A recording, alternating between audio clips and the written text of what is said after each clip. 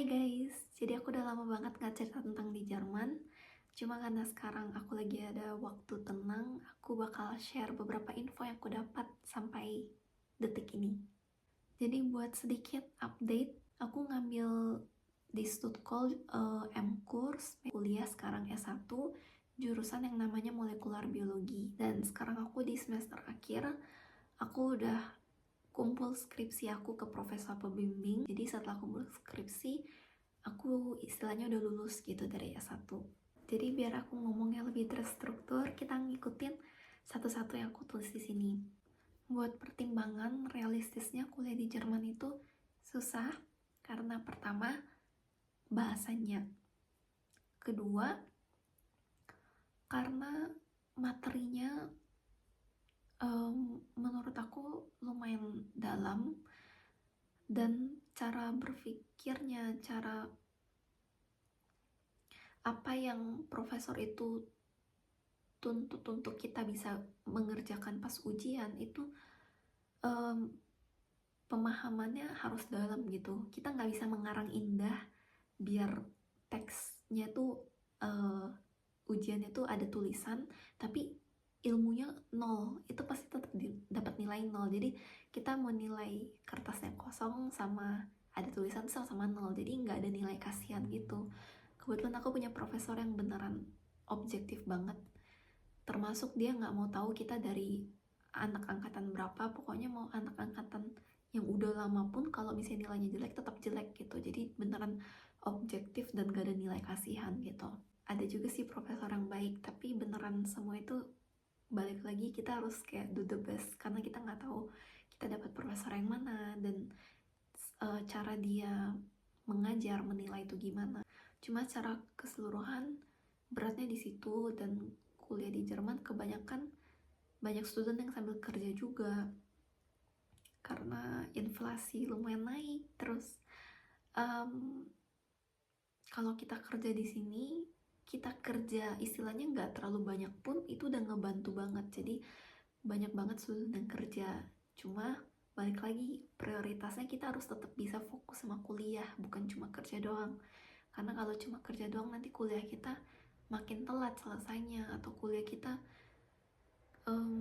kita udah capek gitu untuk belajar. Karena aku ngerasa kalau misalnya kerja, kadang kita kayak habis pulang kerja pengennya udahlah, pengen istirahat gitu. Padahal kalau udah deket-deket ujian kita harus belajar. Makanya kebanyakan anak student di sini kalau udah mau ujian, mereka nggak terlalu kerja lagi karena mereka harus fokus ujian.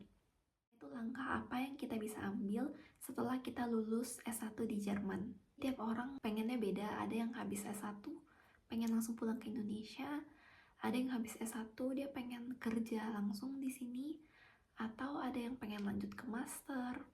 Itu beneran tiap orang beda-beda. Kebetulan aku pengennya habis S1 tuh master, dan sekarang kebetulan aku punya jalan yang lain sebelum master, yaitu aku kerja 1 tahun dulu di tempat perusahaan yang dulu aku magang. Setelah itu baru aku master. Namanya hidup, kita bisa merencanakan, cuma di sini tuh kita benar-benar harus belajar mengikutin langkah dan ngikutin kesempatan yang kita dapat di sini gitu. Walaupun kesempatan itu kadang beda sama rencana awal kita.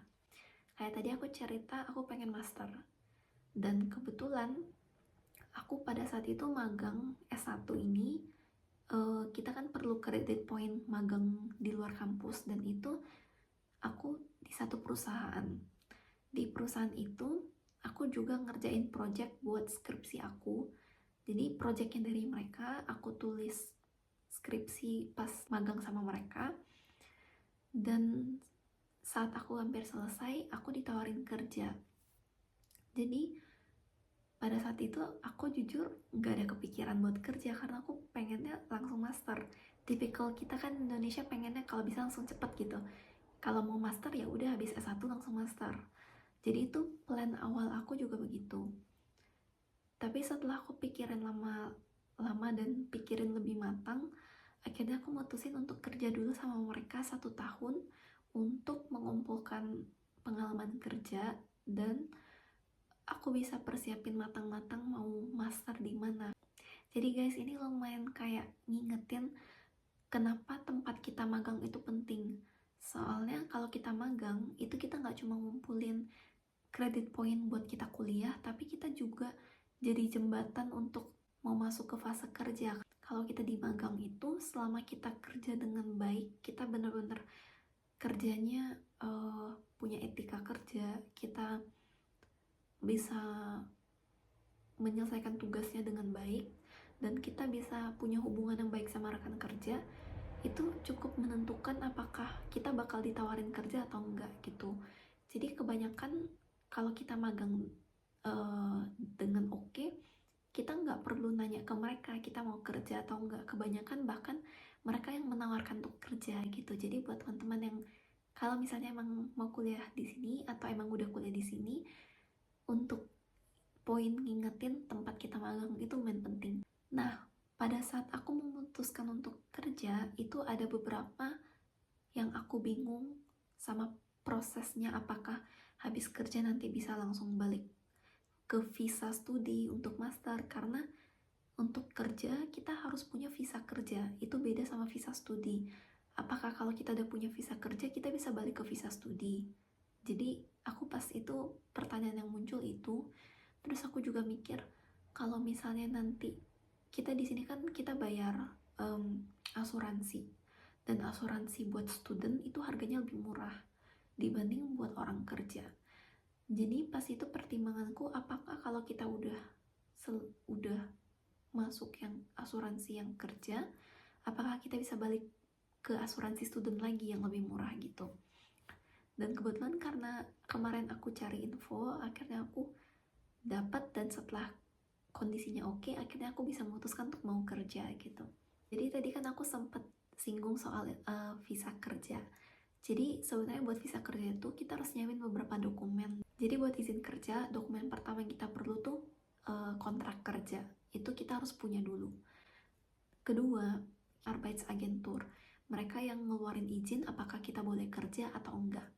Nanti kalau mereka udah keluarin izin boleh kerja, nanti izin itu yang diterima oleh orang imigrasi, baru mereka keluarin visa kerja. Itu urutannya kira-kira. Nah, buat yang si ini, Arbeitsagentur, mereka tuh perlu beberapa dokumen. Pertama, mereka perlu dokumen resmi kita tinggal di kota mana, di rumah di mana, itu harus ada kayak tanda gitu. Kita daftar di kantor pemerintahan lokal gitu. Karena kalau mereka udah terima itu kayak menunjukkan kalau kita punya rumah di sini. Pertama itu. Kedua, kontrak kerja kan pasti udah dibutuhin. Ketiga, buat anak yang kuliah di sini lalu pengen kerja, mereka perlu bukti kalau kuliah kita udah selesai gitu. Dan buat anak S1 misalnya, mereka perlu ijazah selesai S1. Tapi kalau di kasus aku kan pengen, perusahaan aku pengen aku kerja full time secepat mungkin. Jadi kalau bisa aku sebelum ijazahnya keluar official, aku udah kerja dulu full time. Dan aku tanya orang imigrasi, gimana kira-kira apakah aku boleh minta dari kampus sertifikat kalau aku udah lulus lalu aku daftar. Orang imigrasi bilang kemungkinan bisa dicoba, tapi dia nggak menjamin, karena yang keluarin izin itu bukan orang imigrasi, tapi yang keluarin izin tuh Arbeitsagentur. Akhirnya setelah aku dengar kayak gitu, aku tetap mutusin untuk coba sertifikat ini dulu, dan aku udah bilang ke kampus aku, dan mereka bilang mereka bisa keluarin itu. Jadi nanti setelah skripsi aku lulus, aku bakal minta sertifikat itu dari mereka, lalu aku akan daftar itu ke Arbeitsagentur.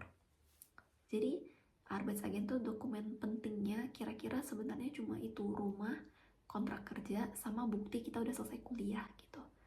Dan yang pentingnya adalah dari Arbeitsagentur ini kita harus tahu timeline kita kumpul dokumen ke mereka kapan, karena proses pengerjaan mereka keluarin izin itu 2-3 minggu. Dan kalau kita telat apply dari dokumen itu, nanti kita masuk kerjanya lebih telat istilahnya gitu. Jadi dokumen dari Arbeitsagentur itu salah satu yang harus kita siapin paling awal-awal. Selebihnya kalau kita udah punya kontrak kerja, kita udah punya izin Arbeitsagentur, itu sejujurnya lumayan gampang sih. Paling orang imigrasi cuma minta pas foto, mereka minta dokumen lain kayak asuransi atau apa-apa gitu, sesuai yang nanti mereka biasa list gitu dokumennya apa. Itu cepat sebenarnya, dan mereka perlu waktu juga buat ngurus, tapi maksudnya izinnya udah lebih oke, karena yang nentuin adalah Arbeitsagentur yang pertama. Jadi buat teman-teman yang udah mau selesai S1 bisa pertimbangin kalau mau kerja untuk nyiapin dokumen-dokumen ini biar nanti bisa langsung kerja gitu secepat mungkin setelah lulus S1. Terus pas aku pengen daftar master, aku udah sempet searching. In general, kita perlu beberapa dokumen. Pertama, credit point. Itu kalau kita belum lulus, kita minimal udah punya credit pointnya 150 gitu dari total 180, kita udah bisa daftar. Dan kalau kedua, kita juga perlu sertifikat bahasa. Antara itu bahasa Jerman atau bahasa Inggris.